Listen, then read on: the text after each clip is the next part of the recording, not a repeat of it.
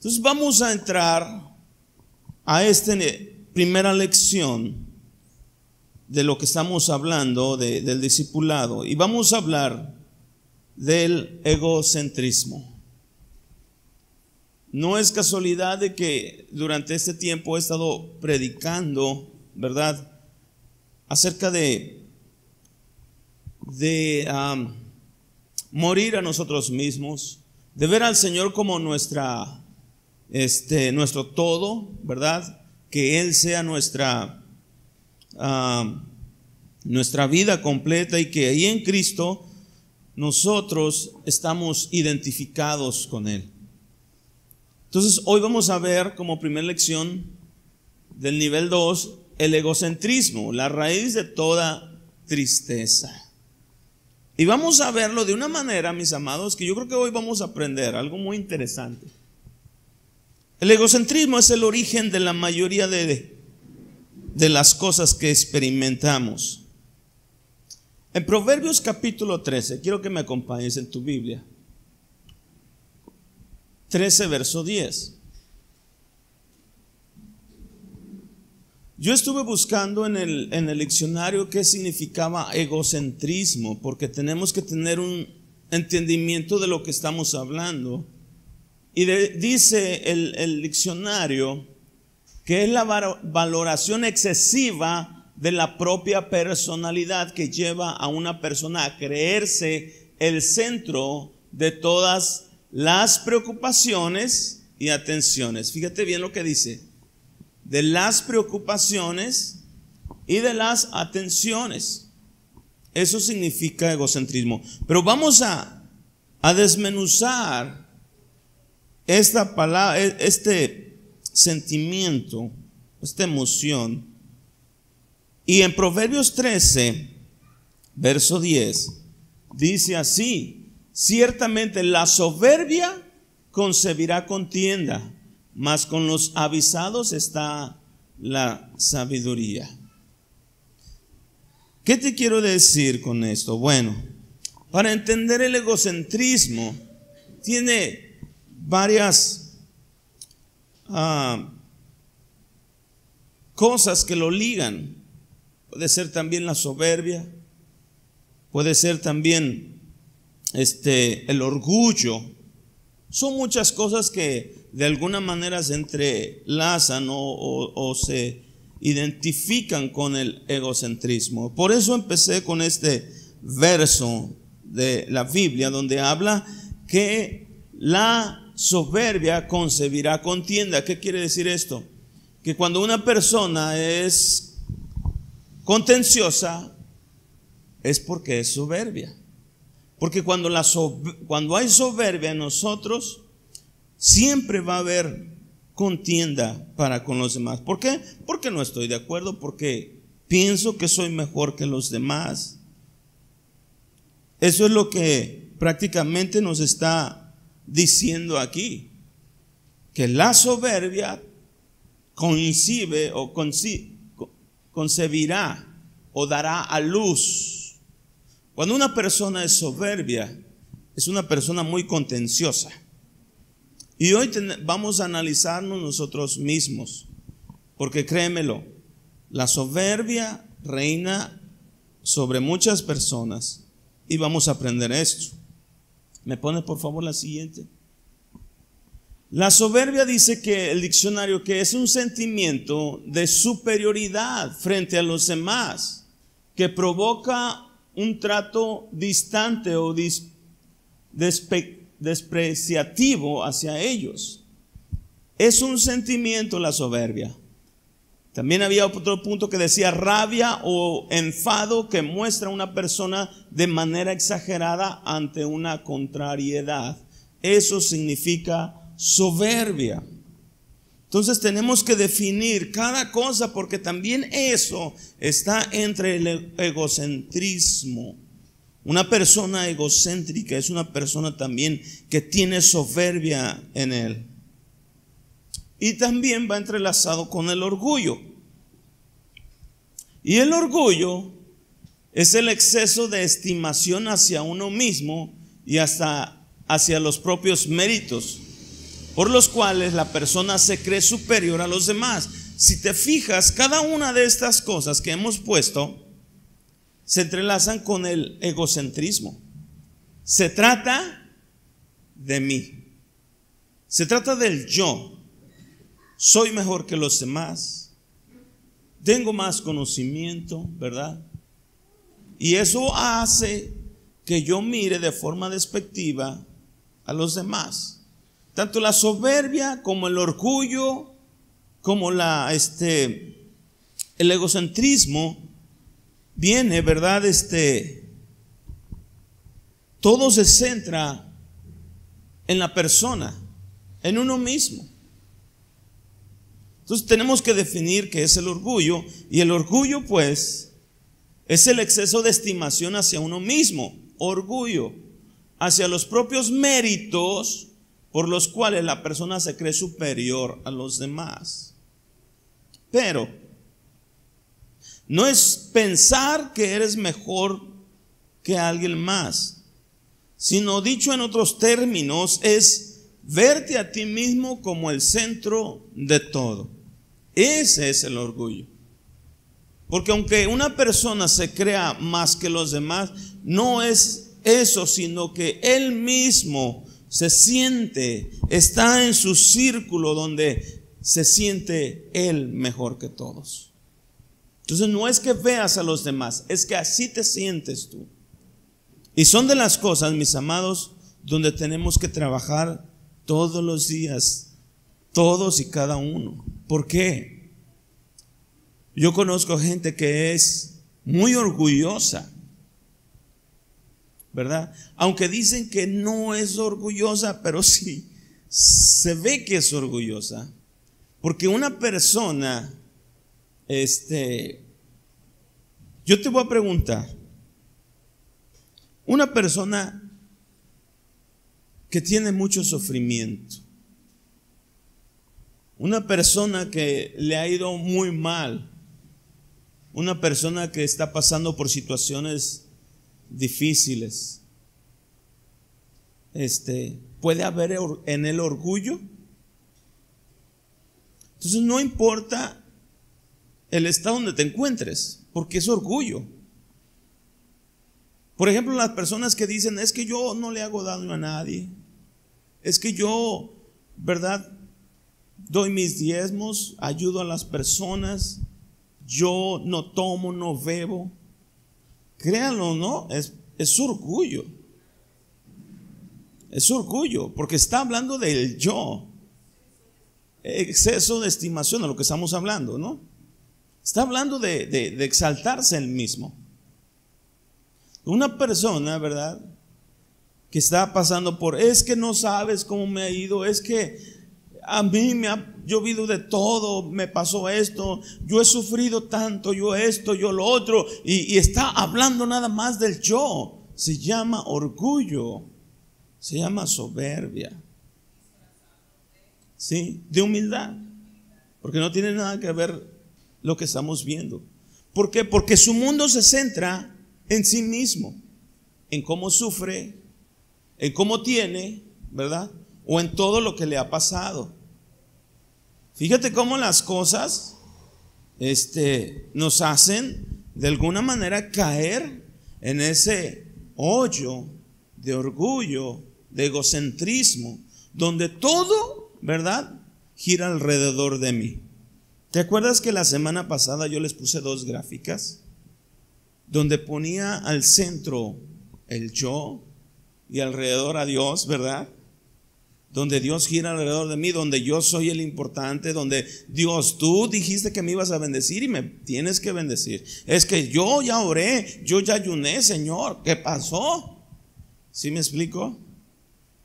Y quiere que Dios gire alrededor de su vida, ¿verdad? Como que si Él fuera el importante. Aquí el único importante es el Señor Jesús. Y luego la segunda gráfica que le puse, ¿verdad?, era cuando yo y Dios está al centro, porque Él es el centro de mi todo, y todo yo voy a girar alrededor de lo que Él quiere. Puesto los ojos en Jesús, Y eso que significa puesto los ojos en Jesús, quiere decir que ni siquiera yo mismo me tengo que ver a mí, sino tengo que ver a lo que Él quiere, a lo que Él anhela, a lo que Él desea. Entonces yo ya no estoy viviendo por mí. El domingo hablábamos de ser crucificados con Cristo. Significa morir a mí por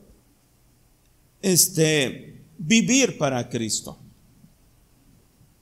Entonces, fíjate cómo el egocentrismo en realidad es la raíz de la soberbia, del orgullo, el egocentrismo, porque el egocentrismo es acerca del yo. Y la soberbia, ¿verdad?, trae enojo, trae ira, trae contienda. Pero todo también es acerca de yo, de mí. Entonces la raíz de la soberbia y del orgullo es el egocentrismo, que pensar que todo se trata de mí. Y no es así. Acompáñame por favor en tu Biblia, en Números capítulo 12, verso 2, o del 1 en adelante. Dios escogió a Moisés. Algo vio Dios en Moisés que lo escogió. ¿Te acuerdas la historia de Moisés? Él salió huyendo de Egipto. ¿Sabes por qué? Porque había matado a un egipcio. Huía por su vida. Y él salió huyendo. Un asesino. Se fue al desierto. Allá en el desierto Dios se le apareció en una zarza. Y esa visión, ¿verdad?, en medio de la zarza Dios le habló. Y Dios lo llamó. Y Dios lo escogió. Y Dios quiso mostrarse con él. ¿Por qué? Porque Dios así lo quiso y algo vio en él. Pero Moisés tenía dos hermanos. Una hermana, un hermano que se llama María y Aarón o Miriam. Y Moisés se casa con una mujer. Le llaman, ¿cómo le llaman?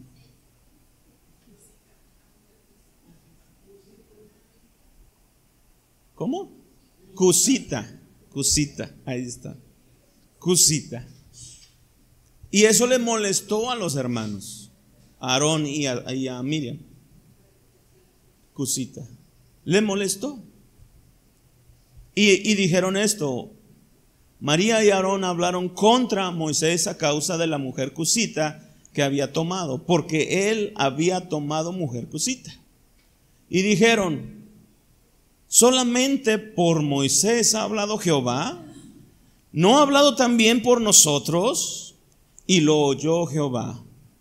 Y aquel varón Moisés era manso más que todos los hombres que había sobre la tierra. Fíjate lo que sucede aquí. Te voy a contar la historia para después ver el por qué. Habla Aarón y Miriam contra Moisés porque no les gustó el que él había agarrado mujer cusita. Y hablan en contra de él. ¿Qué nomás contra Moisés? Con Moisés habla Dios. No, también con nosotros habla. Después Dios les contesta y les dice que con cualquier otra persona Él hablará a través de un profeta y les dará instrucciones a través de un profeta.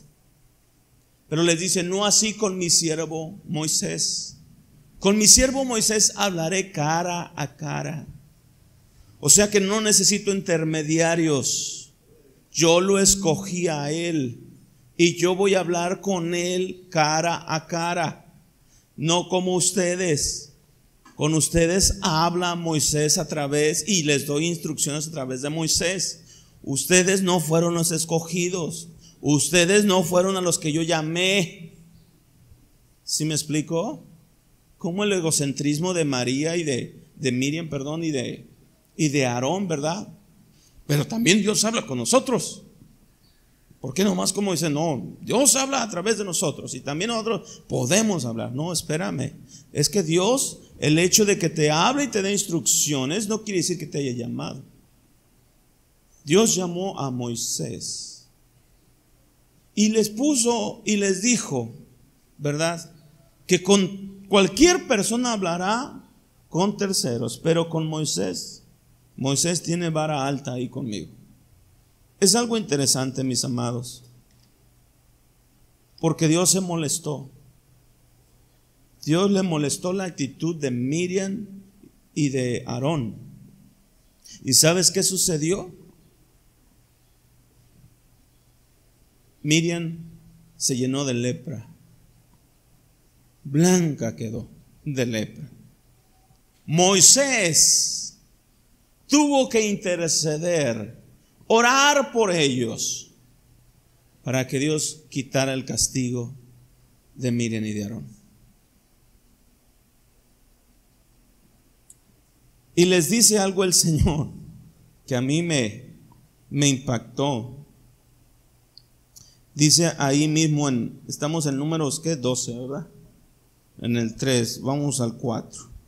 Luego dijo Jehová a Moisés, a Aarón y a María, salid vosotros tres del tabernáculo de reunión. Y salieron ellos tres. Entonces Jehová descendió en una columna de nube y puso en puerta el tabernáculo. Llamó a Aarón y a María y se acercaron ambos. Y Jehová dijo, oíd palabras de Jehová. Cuando haya entre vosotros profeta de Jehová, me apareceré a él en visión y en sueños hablaré. No así con mi siervo Moisés, que él es fiel en toda mi casa. Cara a cara hablaré con él, claramente, no con enigmas, y verá la apariencia de Jehová. ¿Por qué pues no tuviste temor de hablar contra mi siervo Moisés? Entonces la ira de Jehová se encendió contra ellos, luego se fue. Tan pronto la nube se apartó del tabernáculo, María se llenó de lepra y tenía la piel blanca como la nieve. Cuando Aarón miró a María y vio que estaba leprosa, dijo a Moisés, Señor mío, no pongas ahora sobre nosotros este pecado, porque locamente hemos actuado y hemos pecado. No quede ella ahora como la que nace muerto, que al salir del vientre de su madre tiene ya medio consumida su carne. Entonces Moisés clamó a Jehová diciendo, te ruego Dios que la sanes ahora. Respondió Jehová a Moisés, si su padre, esto es lo que me encantó, si su padre hubiera escupido en su rostro, no se avergonzaría durante 7 días. El Señor se había avergonzado de lo que María y Aarón hicieron. Entonces, ¿qué es lo que hizo el Señor? Así haga María. Sáquenla 7 días del campamento y después vuelva. 7 días estuvo Miriam fuera del campamento por esta acción que hizo. Fíjense bien, lo que estamos hablando y viendo es el orgullo del hombre, el egocentrismo. Ellos también, ¿verdad?, se sentían que eran igual que Moisés. Ellos decían, ¿verdad?, que Dios también hablaba a través de ellos. Y por eso se atrevieron a decir esto. Yo le digo, tenga cuidado con esto, porque luego, ¿verdad?, cuando leen esta cita bíblica, creen que el pastor es intocable. Creen que si tú hablas del pastor, te puede caer una maldición así. Ya no estamos en esos tiempos. Lo que estamos viendo es la soberbia de estas dos personas, el egocentrismo. ¿Sale? Ya no estamos de que si hablo mal me va a caer una maldición. No, mejor no hablar mal de nadie. Pero nadie es intocable. ¿vale? Dios nos escoge, pero también nos puede quitar y nos puede poner. Y eso es solamente exclusivo de Dios, ¿sale? De nadie más. Así es que ni yo soy intocable, ni ustedes. Todos estamos en la misma brecha, en el mismo camino, en la misma cuerda, propensos a caer, propensos a ser tentados, propensos a equivocarnos, ¿sí? Vuelvo a decirle, lo único que yo tengo aquí es una responsabilidad diferente a la suya, pero no me hace más que usted. Somos iguales. Y algo interesante que quiero decirle a esto. Dice ahí en la palabra, en el verso 3, y aquel varón Moisés era muy manso, más que todos los hombres que había sobre la tierra. ¿Cuántos hombres crees tú que habitaban en ese tiempo? Si nada más de los que sacó de Israel de Egipto eran más de 1 millón de personas, según dicen los historiadores que eran hasta 4 millones de personas, porque no nada más sacó israelitas, sino sacó de otros pueblos esclavizados en Egipto. Entonces, dime, ¿te puedes imaginar cuántos hombres había en esa tierra en aquel tiempo? Millones, millones, miles.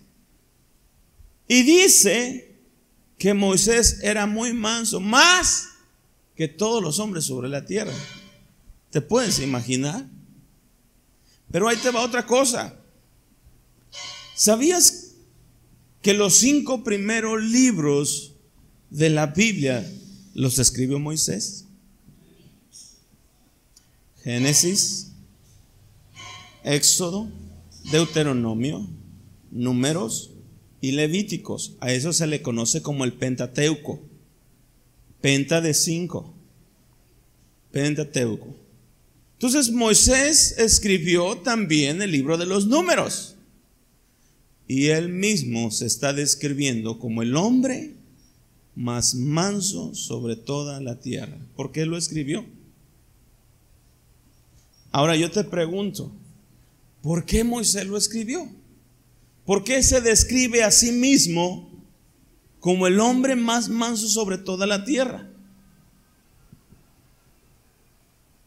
Es como decirte, no, yo, ¿verdad? El pastor Javier, el hombre más humilde de todas las iglesias en México.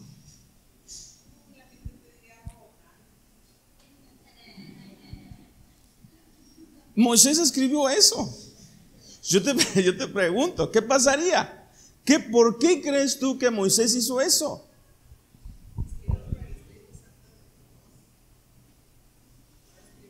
Para describirte a ti mismo, yo te pregunto a ti, ¿serías capaz de describirte a ti mismo? Siendo honesto. Gran parte. Porque hay veces que nosotros nos describimos a nosotros mismos como lo que nosotros pensamos que somos, pero no como actuamos. Y como dice Tony, de lo mejor, ¿eh?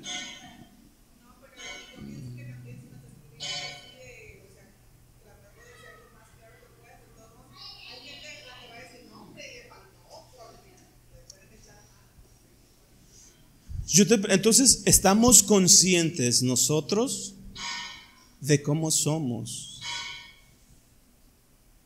De cómo somos, estamos conscientes. Moisés estaba consciente, no se describió él por un egocentrista, yo soy el hombre más manso de toda la tierra. Se está describiendo él mismo porque así él era. ¿Por qué mató al egipcio? Porque hubo una injusticia. Porque vio cómo el egipcio estaba golpeando a los de su pueblo injustamente. Huyó. No quiso estar ahí con los egipcios ya, porque supo de dónde venía. ¿Sí me explico? Él no estaba viéndose el provecho a sí mismo. Por eso se describe él como el hombre más manso sobre toda la tierra. Ahora yo te pregunto a ti, ¿eres capaz de describirte a ti mismo cómo eres? Yo creo que estamos conscientes, todos y cada uno de nosotros, de cómo somos. Nadie puede decir que no. Que hay soberbia, que hay egocentrismo en nosotros mismos, sí la hay. Que la humildad a veces la dejamos bien abajo, sí hay, pero por allá búscale ahí. Pero sí hay humildad. Hay soberbia, sí la hay. La persona que dice es que yo soy bien humilde, a mí me hacen algo y yo no respondo, a mí me dicen y yo nomás los bendigo. Eso también es orgullo. Estás hablando del yo. ¿Te acuerdas de Elías? Lo amenaza Jezabel y él sale huyendo. Se va, se mete en una cueva. El Señor le toca la puerta, ¿verdad? Elías, ¿qué haces aquí?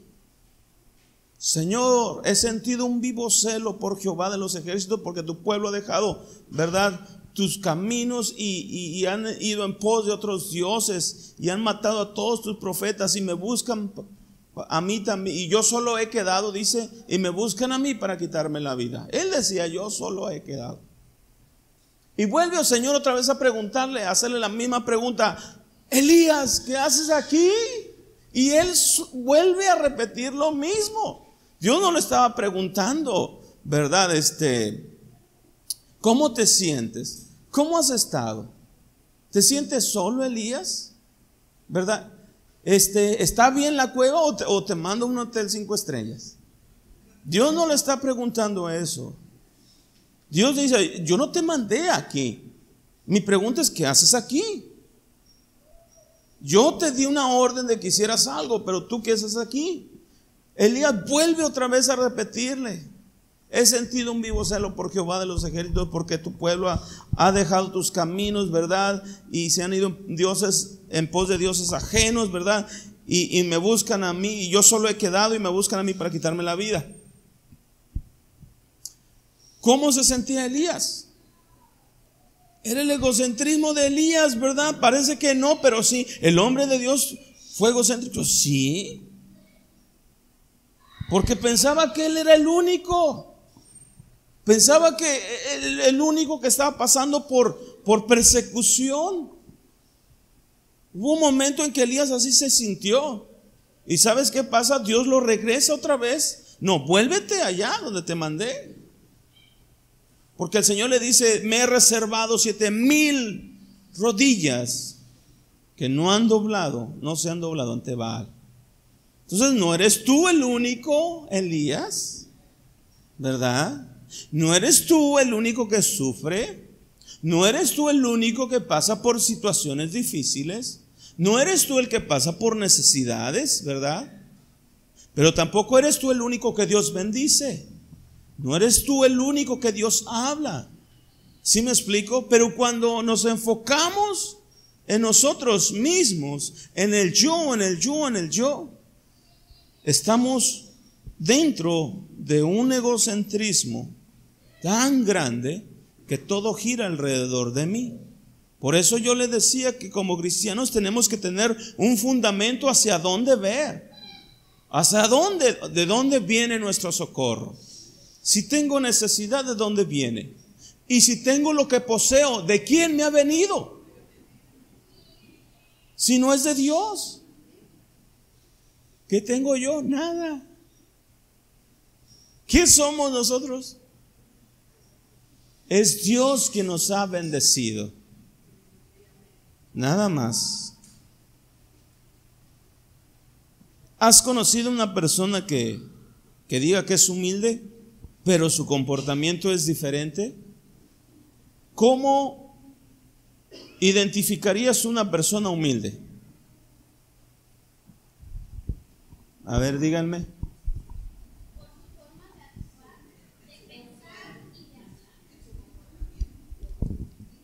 ¿Comportamiento? En su forma de hablar, su forma de pensar, su comportamiento.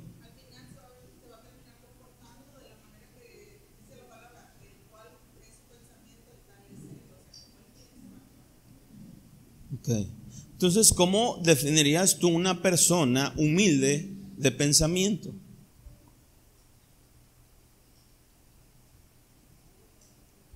¿Cómo la definirías? ¿Obediente? ¿Tranquilo? ¿Agradecido?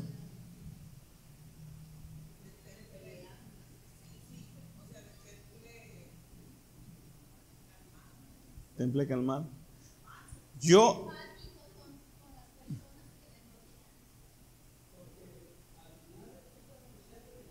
¿mandé?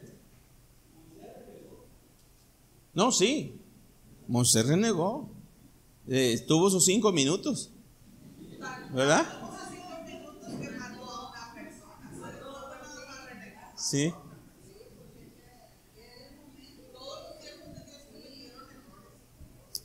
Yo quiero decirle esto porque, vuelvo a decir, la pregunta era, ¿cómo definimos a una persona humilde en su pensamiento?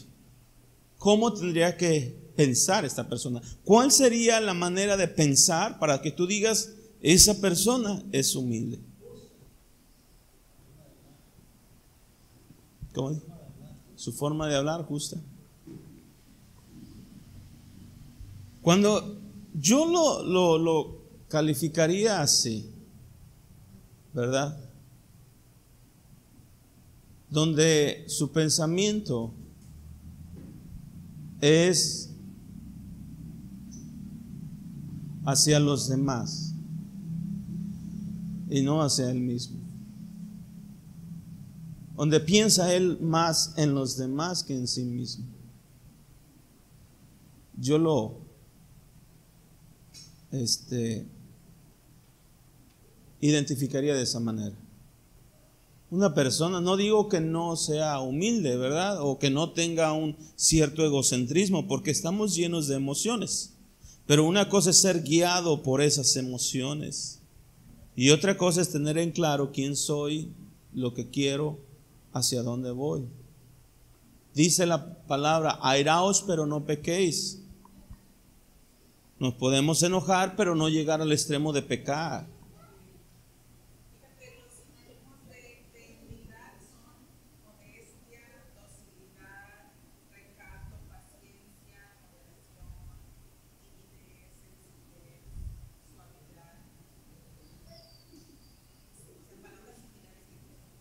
Entonces, ¿cómo te describirías tú? Cuando una persona es orgullosa, piensa que es mejor que todos. Cuando una persona es soberbia, piensa que es mejor y mayor que todos. Cuando una persona es egocéntrica, que es la raíz tanto de la soberbia y del orgullo, pues es una persona que nada más piensa en sí mismo. Ni en la soberbia, ni en el orgullo o en el egocentrismo entra la humildad. ¿Estás de acuerdo? Entonces, una persona que nada más piensa en sí mismo no puede ser una persona humilde. Entonces, no importa si tú piensas que eres mejor que cualquiera o peor que cualquiera. No importa si dices, es que yo no tengo, es que por lo que me hicieron, es porque yo he sufrido, es porque yo he pasado. Eso también es egocentrismo. Así como Elías. Me buscan a mí, yo solo he quedado. No, no es cierto, no eres tú el único. Y es algo ahí de egocentrismo. Entonces, todo se filtra por medio de eso, del egocentrismo. Una persona tímida, cohibida, es una persona muy orgullosa y egocéntrica, porque solo piensa en sí misma. Porque el hecho de que seas tímido o tímida, el hecho de que seas una persona cohibida, no quiere decir que no haya en ti orgullo o egocentrismo. Piénsalo.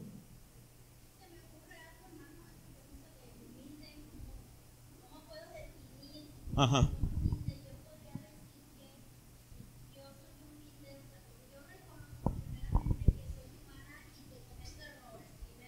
Sí.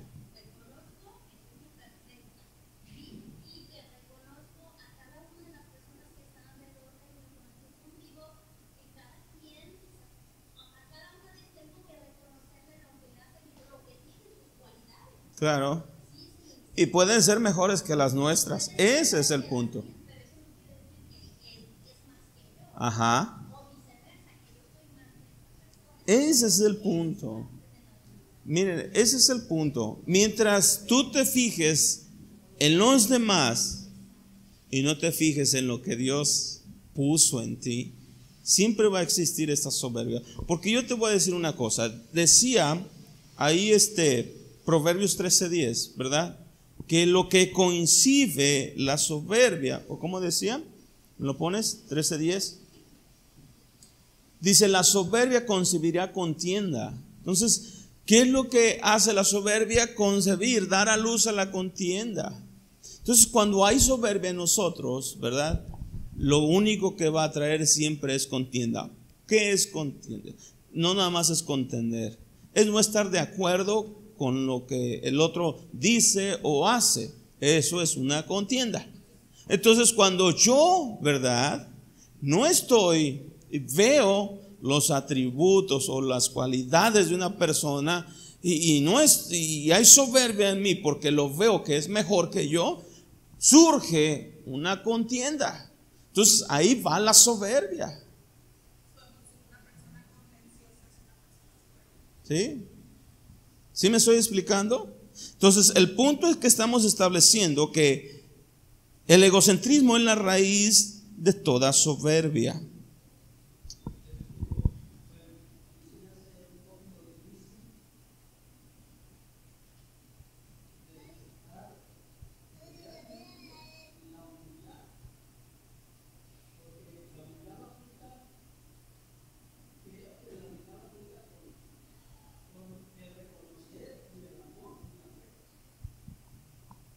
Sí, o sea, para ser humilde hay varias cualidades. Hablamos de pensamiento, hablamos de manera de actuar, hablamos de comportamiento. Entonces, muchas personas, pero puedes detectar, ¿no? Conforme a lo que ya sabes tú, ya puedes detectar esa persona tiene cierta humildad. Hay personas que tienen mucho dinero y no son nada humildes. Y hay otras que sí tienen dinero y son humildes. Y hay otras que no tienen nada, pero no son nada humildes. Y hay otras que no tienen nada, pero son humildes. Entonces no está, ¿verdad?, en lo que posees, en lo que tienes, sino en lo que hay dentro de ti. Y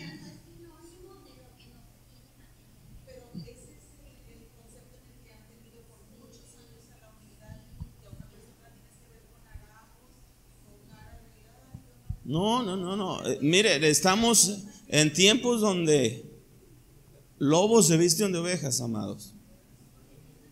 Lobos se visten de ovejas. Entonces tenemos que tener cuidado. Entonces lo que dice es que básicamente Proverbios 13:10, que nuestro propio egocentrismo es lo que nos hace enojar y no lo que la gente nos hace. Lo que te estaba diciendo yo ahorita, si yo veo que una persona es mejor o tiene mejores cualidades que yo o habilidades, ¿verdad? Y me hace enojar, me hace rabiar, entra la soberbia. Entonces el problema no es la gente, el problema soy yo. Es lo que me hace enojar a mí. Entonces no es la gente. Ay, es que esa persona me cae como patada de mula. Es que no es la persona, eres tú. Porque hay algo en ti aquí, ¿verdad?, que lo haces ver de esa manera. A lo mejor la persona ni nos hace en el mundo, pero como algo sucedió en aquel entonces, ¿verdad? Y yo me quedé con eso, me quedé con mi coraje, me quedé con mi orgullo, me quedé con tantas cosas que cuando lo veo siento esa patada de mula en el estómago. Entonces no es la persona, soy yo el problema.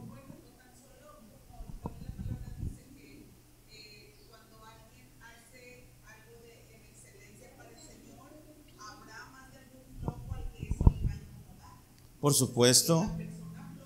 Por supuesto. Nada más se molesta de que al otro le está yendo bien porque Dios está prosperando y no sé qué, y está molesto, pero oye. Pues claro, el que trabaja y prospera, se va a enojar el que no hace nada, el flojo. ¿Sí o no? Pues entonces trabaja, amigo. No, es que yo soy bien humilde. Con lo que el Señor me dé suficiente. No, trabaja, mijo.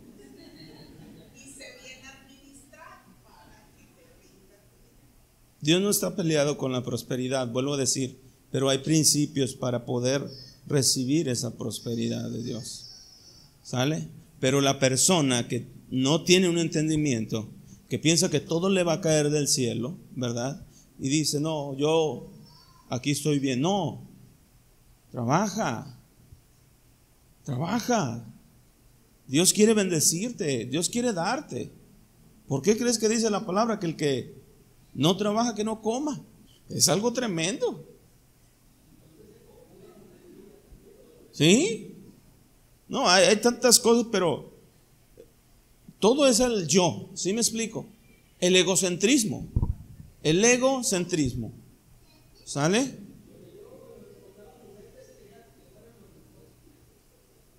Eso es egocentrismo.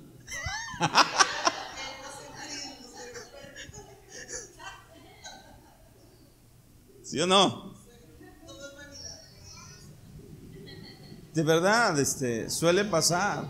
Mire, yo conozco en el kinder, en las escuelas se ve eso. Porque el niño, ¿verdad? Trajo un juguetito, ¿verdad? Y lo ve el otro. Mira, papá, pues, como Kiko, ¿no? Ve al chavo que sacó su valero de lata, ¿verdad? Sale Kiko con su valero grandote o su pelotota. Parece que no, pero es un reflejo de mucha gente, ¿verdad? Como cuando el pastor hace algo, ¿verdad? Y el otro, no, nosotros lo vamos a hacer mejor. Como el pastor, ¿verdad? Que salió en la alabanza con su guitarrita, no, nosotros vamos a hacer una banda y ¡pum! Ahí vamos la banda. Mis amados,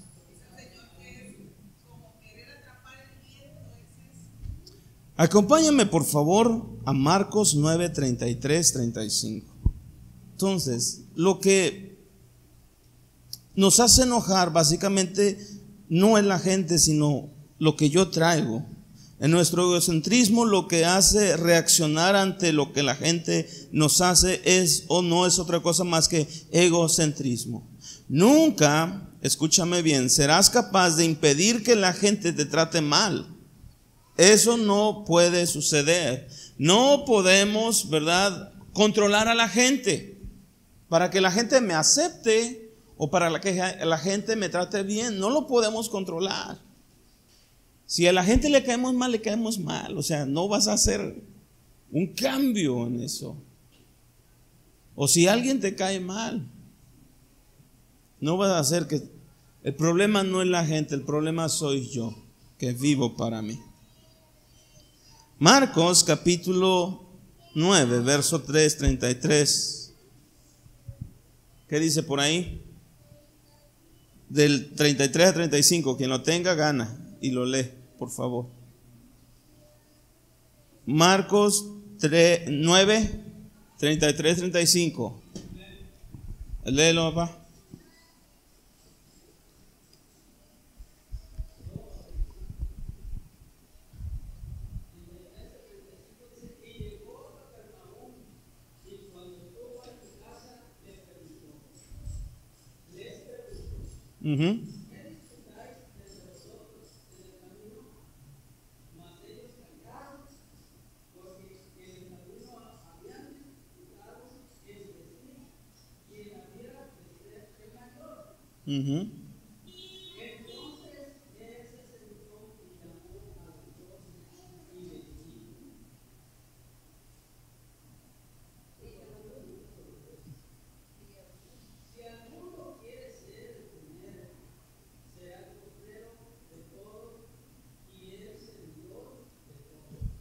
Fíjate bien. Jesús había resucitado. El Señor ya estaba por subir a la gloria. Pero los apóstoles querían saber, pues, ¿quién va a ser el jefe ahí? ¿Quién va a ser el buenas? Jesús no dejó a ninguno como líder o como mayor.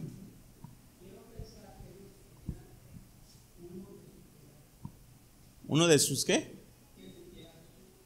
Sí, eso es lo que querían. Pues ¿quién va a seguir? Fíjate cómo ellos querían saber quién iba a ser el mayor. Había una disputa ahí entre ellos. Y fíjate, acompáñame a Lucas 22, 24. En esto de Mateo dice: y llegó a Capernaum, y cuando estuvo en casa les preguntó: ¿qué disputáis entre vosotros en el camino? O sea, había una contienda entre ellos, ¿verdad? Me imagino a Pedro: no, pero es que a mí me dijo que me iba a dar las llaves del cielo, ¿verdad? Del reino. Y Juan dijo: no, espérate, yo sigo al maestro y él no me dice nada, ¿verdad?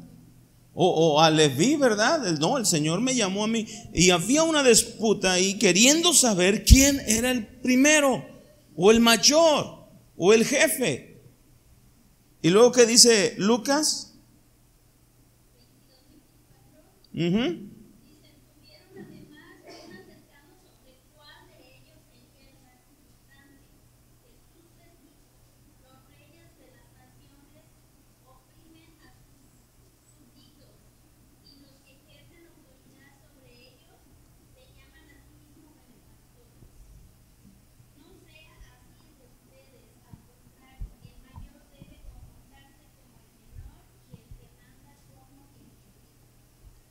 Entonces, en pocas palabras, ¿qué les dijo? Que ninguno. El que quiera ser más grande, que sirva a todos.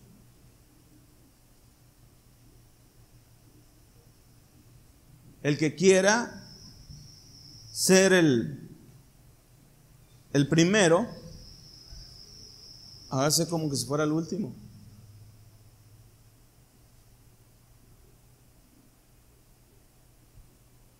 El objetivo de la fe no es ejercer control sobre la gente, sino ayudarte a tratar contigo mismo para lidiar con las cosas que están en tu interior. Por lo tanto, no importa lo que la gente te hace a ti, sino lo que tú haces a la gente. Por eso dijo Jesús: quien quiera ser mayor, sírvale a los demás. Yo te voy a decir una cosa. El día de mañana, cuando estemos en la presencia de Dios, Él es el que va a dar la recompensa y va a decir: buen siervo, en lo poco fuiste fiel, en lo mucho te pondré. Nosotros todos estamos corriendo una carrera, pero no hemos llegado a la meta. Y como no hemos llegado a la meta, nadie ha recibido el premio. Y el premio Dios lo tiene reservado. No estamos ahorita viendo el trofeo. La vida eterna es a donde todos vamos. Ese es podemos decir que ese sea el trofeo. Pero en este lugar, para poder llegar hasta allá, yo tengo que servir a todos. Yo tengo que morir a mí mismo para entonces poder vivir para el Señor. Porque de otra manera, mis amados, vivimos para nosotros. ¿Qué dice Mateo 7:12?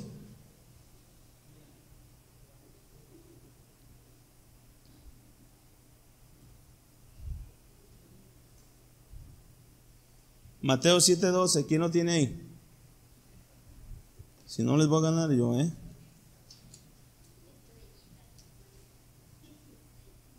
7:12 dice: así que todas las cosas que quieras que los hombres hagan con ustedes, así también ustedes con ellos, pues esta es la ley y los profetas. O sea que todo lo que yo quiero que la gente haga conmigo, tengo que hacerlo yo a ellos. Dice que esto es la ley y los profetas. ¿Qué significa eso?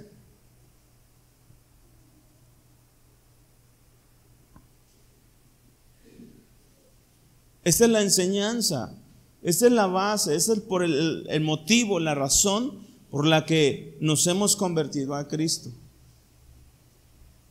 ¿Qué es lo que queremos que la gente sepa, que la gente conozca? No es la palabra de Dios, no es la verdad del Evangelio, no es la Biblia. Pues si nosotros hemos recibido por gracia la salvación, nosotros también debemos de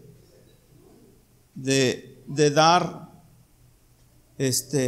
testimonio, pero lo que nosotros también queremos. Si hemos recibido misericordia, ¿qué debemos de dar? Si hemos recibido perdón, ¿qué debemos de hacer también? Entonces lo que nos han hecho o lo que queremos que ellos nos hagan, también nosotros debemos de hacer.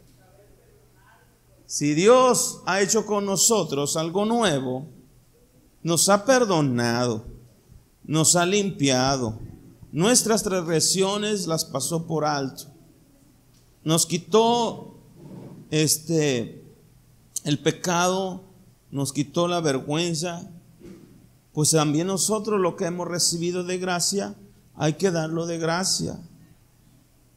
Cuando Jesucristo estaba siendo crucificado, ¿te acuerdas lo que dijo él? Padre, perdónalos porque no saben lo que hacen. ¿Por qué fue capaz él de hacer esto? Porque él fue capaz de perdonar a los que lo estaban crucificando. La razón por la que Jesús fue capaz de perdonar y actuar con amor en medio de una agonía intensa y de la injusticia y todo lo que se le presentó fue porque él no era egocéntrico. Él no se trataba de él, sino de nosotros. Muchas veces escuchamos en la palabra de Dios que Jesús dijo, ¿verdad? No he venido a hacer mi voluntad, sino la voluntad del que me envió. Y esta es la voluntad del que me envió, ¿verdad? Que no pierda ninguno de lo que Él me ha dado y que salve. Entonces, vemos pues que Jesús no fue un hombre egocéntrico. Él no vino, ¿verdad?, para ser conocido como el Hijo de Dios o para que todo mundo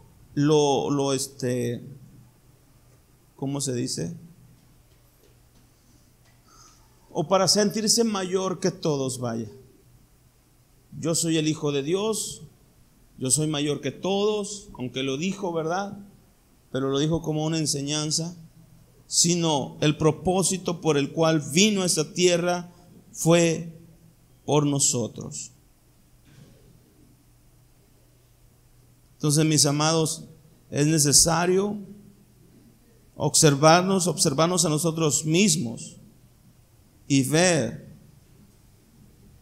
cómo es que el egocentrismo en mi vida me está atorando. Porque tiene mucho que ver con la fe esto. Tiene mucho que ver con la fe. Porque si no entendemos que en nuestro corazón el egocentrismo, el orgullo, la soberbia está en nuestro corazón, no vamos a recibir como pensamos. ¿Te acuerdas cuando el fariseo y el publicano subieron a orar? El fariseo decía, ¿verdad?, su egocentrismo tan grande: yo ayuno, yo oro, yo doy mis diezmos, yo esto, y no soy como ese publicano, ¿verdad? Y el publicano solamente decía: ten misericordia de mí que soy pecador.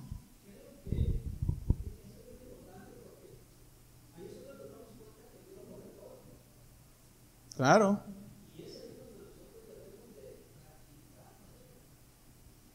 tenemos que entender, por supuesto, Él nos conoce mucho más que nosotros a nosotros mismos. Entonces tenemos que tener esa referencia de humildad delante de Dios. Señor, fíjate que yo he ayunado, yo he orado, yo sé que me persiguen, yo sé que esto, pero Señor, yo aquí estoy sufriendo. No, no se trata de eso. No se trata de eso. Se trata de engrandecer el nombre del Señor. Si vivimos para el Señor, vivimos. Si morimos para el Señor, lo hacemos. A veces, el problema, mis amados, no son las cosas externas, las que nos trae tristeza, dolor o angustia. No son las cosas externas, sino lo que hay en nuestro interior. Es lo que nos trae ese dolor, esa tristeza, esa angustia o esa soberbia, ¿verdad? Son las cosas en nuestro interior. Porque si entendiéramos y pudiéramos creer en el Señor, que aunque no tenemos nada, somos ricos, dice la palabra, estuviéramos contentos con lo que hay. Si pudiéramos entender que Dios está conmigo aún en medio de la tribulación o del virus, ¿verdad? Puedo vivir confiado porque estoy en sus manos. Y cualquier situación no importaría, porque confío en Dios y mi vida está en Él. No vivo yo, mas Cristo vive en mí. Entonces, el problema no son las cosas externas, no es la gente, es uno mismo. Es uno mismo, porque mientras nuestro orgullo, nuestro egocentrismo esté, guiándonos, o sea, lo primero que saque o saquemos al frente, ¿verdad? Cualquier cosa que haga cualquier persona, ¿verdad? Nos va a hacer enojar, o nos va a caer mal, o no vamos a estar de acuerdo. Porque es nuestro egocentrismo. Y la palabra dice que no debemos de actuar así. Si quieres ser el mayor, si quieres ser reconocido, si quieres ser exaltado, si quieres una posición, empieza a servir a los demás. Olvídate de ti y piensa en los demás. Sírvele a los demás. Vive para servir, no para que te sirvan.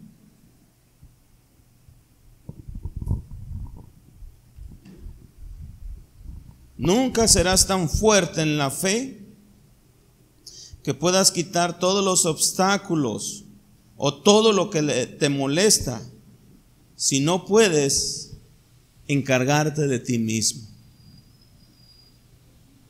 Nunca serás tan fuerte en la fe si tú mismo no tienes control de ti mismo.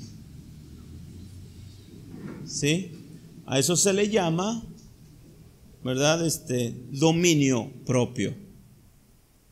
Si tú no tienes dominio propio de ti mismo, ¿verdad? Nunca vas a tener esa fe que tú quieres o que tú anhelas. Porque Pablo escribió en los Gálatas 2:20, dice: y lo que ahora vivo, lo vivo en la fe del Hijo de Dios, no en mi fe, en la fe de Cristo. Si me estoy explicando, eso lo vimos el domingo. Entonces debes de llegar al punto de que hagas a Jesús el Señor de tu vida y que lo ames a Él, a su reino y a otras personas más de lo que te amas a ti mismo. Tienes que ser capaz de eso, porque si no eres capaz de eso, mi hermano, tenemos problemas ahí. Estamos llenos de egocentrismo.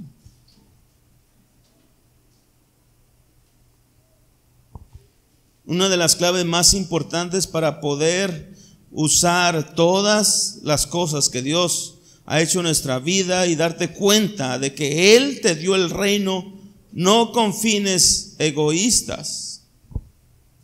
¿Sabías que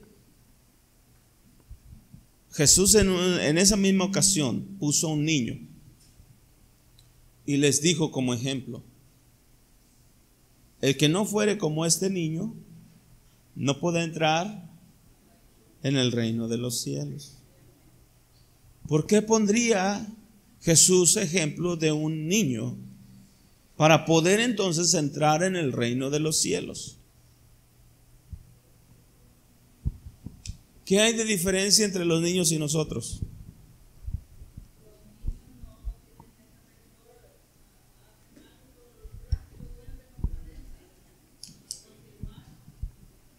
Inocencia. ¿Sabes una cosa? Tienen egocentrismo, También tienen son soberbios. También, ¿verdad? Son orgullosos. Pero en un momento se les va. Y ese es el detalle contra nosotros. No, porque al poco rato esos que se pelearon, esos que quedaron en desacuerdo, están jugando otra vez. Pero nosotros, ay, Señor, no se ven mal, ni guarda rencor. Sí. No. Oye, hay gente que tiene 40 años, ¿verdad? Peleada con un pariente, una parienta, no la puede ver. 40 años, por Dios.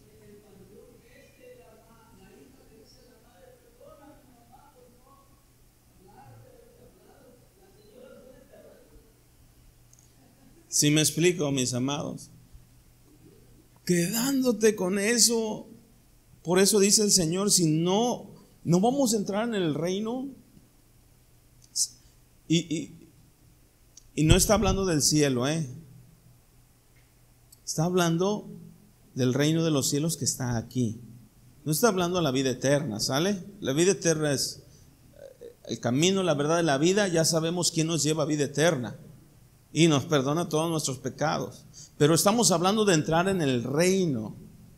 Jesús les dijo, inclusive Juan el Bautista: acercaos, bautizados, porque el reino de los cielos se ha acercado. Entonces está aquí, el reino de los cielos está aquí. Entonces, ¿cómo voy a entrar al reino de los cielos? Tengo que quitar mi orgullo, mi vanidad, mi egocentrismo, ¿verdad? Para poder entrar al reino de los cielos. ¿Y en qué consiste el reino de los cielos? Paz, gozo en el Espíritu.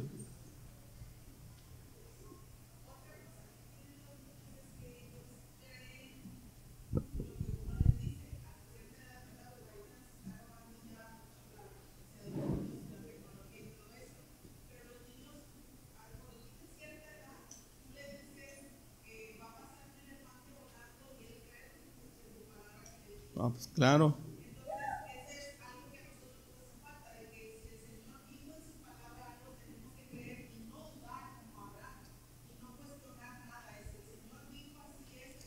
Y creerlo. Entonces, tenemos que reflejarnos en ellos. Todo esto es para examinarnos a nosotros mismos, mis amados. No crea que aquí necesitamos ser transformados, necesitamos cambiar cosas, porque mientras el orgullo, la vanidad, el egocentrismo me esté gobernando, yo no voy a ver lo que Dios me está prometiendo, porque lo estoy impidiendo yo mismo. No estoy actuando en fe, estoy actuando en mi orgullo, estoy actuando en mi egocentrismo, en mi soberbia. No, yo sí le creo a Dios. Allá los hermanos ahí, si quieren o no.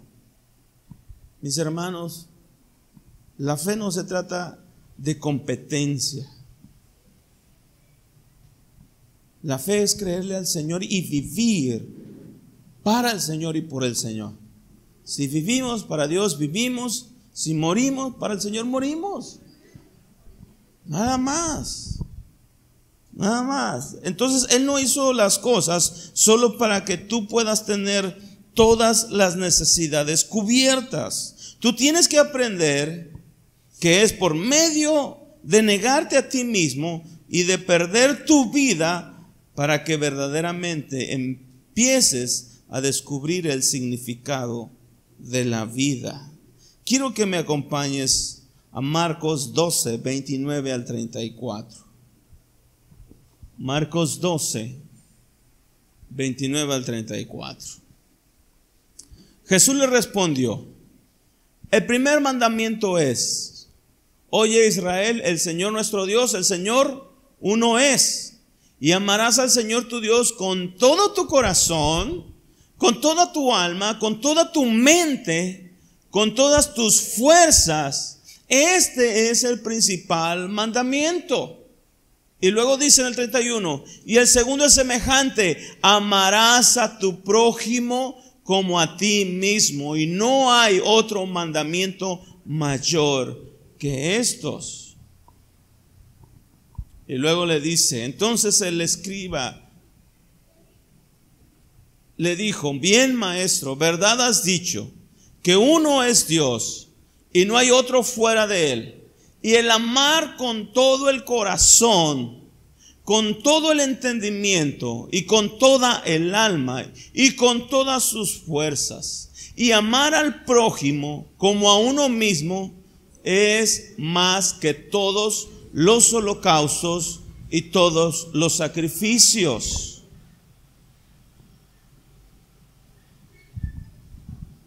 Esto es lo mayor, esto es lo más grande. Ya no está hablando de amarte solo a ti, sino que de la manera que tú te amas, tienes que amar a los demás. Porque si te amas a ti mismo, ¿verdad? Pero de esa misma manera no tratas o no amas a los demás, ¿de qué te sirve? Pablo dice en Corintios 13, ¿verdad? Si yo tuviera todo el conocimiento, si yo tuviera profecía, si yo hablara lenguas, si yo tuviera esto o lo otro, pero no tengo amor, de nada me sirve.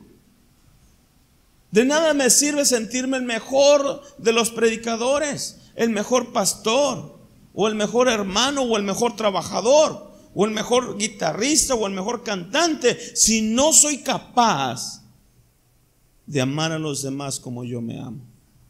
Y amar a los demás como yo me amo es también llevarlos al mismo lugar donde yo estoy. ¿Sí me explico? ¿Qué significa? Que todos, ¿verdad? Todos, el amarte a ti es llevarte a donde la posición donde yo estoy. Es enseñarte a ti lo secreto, lo que yo he aprendido, para que tú también estés conmigo. Jesús, ¿sabes qué es lo que hizo? Les enseñó por 3 años y medio y estuvo con ellos y les enseñaba, a otros les enseñaba en parábolas, pero a ellos les enseñaba lo que significaba la parábola. Él no se quedó con su conocimiento, ni tampoco, ¿verdad?, con su no, esto solamente yo, ustedes no, como nos decían antes, ¿no? Solamente el sacerdote puede leer la Biblia y nadie más. No, es que hermano, usted no es ungido, aquí está el ungido y el ungido es el que tiene que hacer esto. No. ¿Sí me explico? El amar a otras personas y a Dios más que a ti mismo, que tú empezaras a discernir o a disminuir, la intensidad de tu enojo, de tus penas y de todas las cosas que hay en tu interior. Bueno, eso es ya hacer a un lado tu egocentrismo. Eso es vivir para otros, no vivir para ti mismo. El que tiene esposa, el que tiene esposo, ya no vive para sí mismo, ¿sabías eso? Vive para su esposa y el esposo para a la esposa. Y luego llegan los hijos. Ya no vivimos para nosotros, vivimos para nuestros hijos. Y si servimos al Señor, no vivo para mí, vivo para servirle a Dios y hacer lo mejor para Él. Porque no se trata de mí, no se trata de venir y estar aquí al frente, se trata de servir. Alabamos a Dios no para ser vistos, sino para que todos entremos en una adoración conjunta, entremos en la presencia de Dios y adoremos a Dios juntos. Cuando la gente empieza a buscar lugar, posición, ya perdió el suelo. Estamos para servir, no para ser servidos. Jesús les dijo a sus discípulos: ¿quién es más importante, el que se sienta en la mesa o el que sirve? Dice: no, pues el que se sienta en la mesa, a ese hay que servirle. Y les dice Jesús: sí, pero en este tiempo yo soy el que los ha servido a ustedes, no ustedes a mí. Y así quiero que hagan. Gálatas 2:20, y con esto quiero terminar.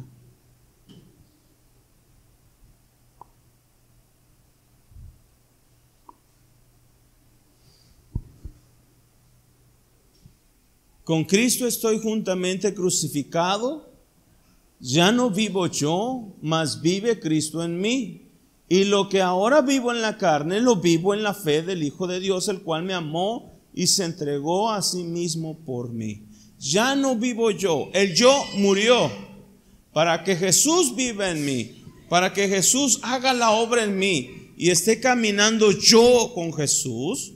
Yo tengo que hacer morir el yo para que Dios viva en mí, para que Jesús viva en mí. Entonces ya no se trata de nosotros, mis amados, se trata del Señor. Todo esto que te he dicho es con el fin de que podamos nosotros examinarnos a nosotros mismos, abrir nuestro corazón para que nos demos cuenta que es nuestro propio egoísmo lo que causa parte de nuestro sufrimiento, sino que la mayor parte de nuestro sufrimiento es por el egocentrismo que hay en nosotros. En vez de echarle la culpa a algo más, poder tomar nosotros la responsabilidad que nos toca y enfrentar la situación, llenarme de humildad delante de Dios y poder decirle: Señor, yo no puedo, toma control.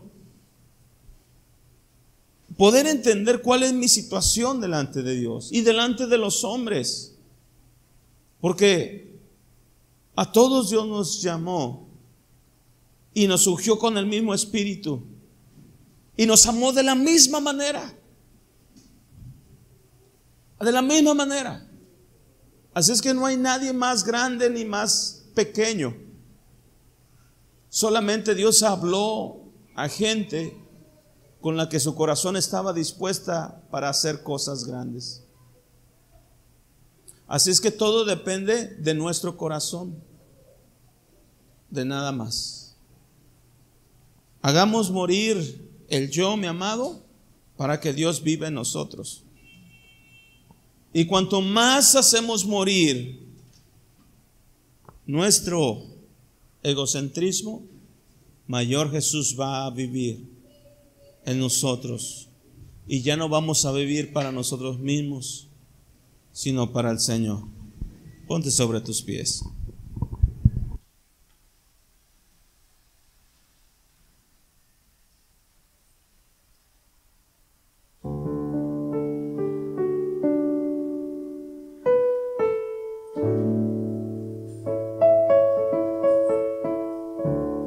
Vamos a darle gracias a Dios, mis amados. No somos perfectos. Estamos en este lugar para perfeccionar cosas, en actitudes en nuestro corazón, en nuestra vida. No estamos aquí porque somos los mejores, sino porque buscamos al mejor de todos. porque necesitamos de Él. Eso nos hace ser dependientes de Dios y no de nosotros mismos. A medida que nosotros menguamos, a medida que Dios crece en nosotros. Y lo que parecía imposible, escúchame bien, para ti perdonar, con Dios va a ser más fácil. Lo que parecía imposible para ti, de algo que te hirieron, que te lastimaron, que te hicieron, que no podías perdonarlo, a medida que tú mengues y dejes que Dios gobierne en tu vida, vas a tener la capacidad de poder perdonar cualquier ofensa. Esteban murió apedreado. Muchos de los discípulos murieron torturados, y lo único que decían: Señor, perdónales este pecado, porque no vivían para sí mismos. Vivamos pues para el Señor, mi amado.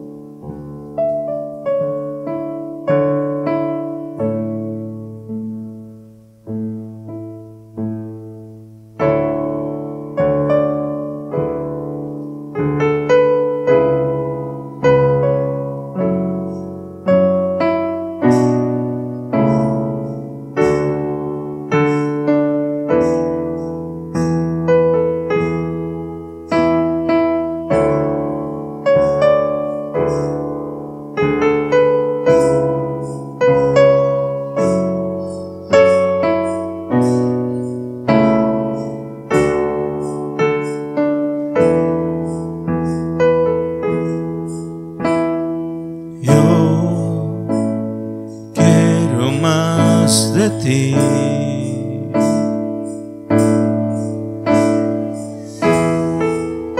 habitar en tu presencia, menguar para que crezcas tú, y cada día seré más como tú. Yo quiero más de ti, más de ti, y habitar en tu presencia, menguar para que crezcas tú, y cada día seré más como tú. Quebranta mi corazón, quebranta mi vida, te entrego mi voluntad a ti. Todo lo que soy, Señor, todo cuanto tengo es tuyo. Yo quiero menguar para que crezcas tú. Díselo una vez más. Quebranta mi corazón, quebranta mi vida, te entrego mi voluntad a ti, a ti. Todo lo que soy, Señor, todo cuanto tengo es tuyo. Yo quiero menguar para que crezcas tú. Yo quiero menguar para que crezcas tú. Yo quiero menguar para que crezcas tú. Que crezcas tú, Señor.